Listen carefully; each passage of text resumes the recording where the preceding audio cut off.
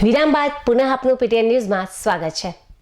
પાટણ નગરપાલિકાની 44 બેઠકો પર હવે 114 ઉમેદવારોની ચૂંટણી મેદાનમાં રહ્યા છે।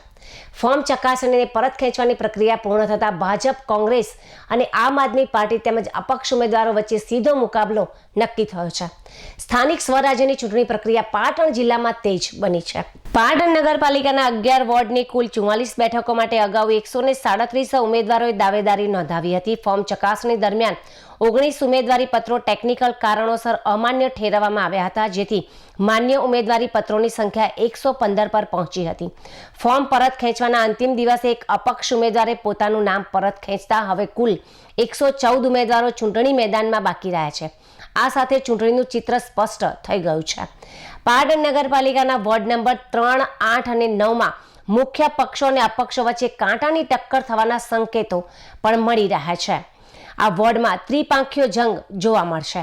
ઉમેદવારોનું ચિત્ર સ્પષ્ટ થતા હવે ભાજપ, કોંગ્રેસ સહિતના રાજકીય પક્ષો અને અપક્ષ ઉમેદવારો દ્વારા પ્રચાર પ્રસારની કામગીરી જોરશોરથી શરૂ કરવામાં આવશે।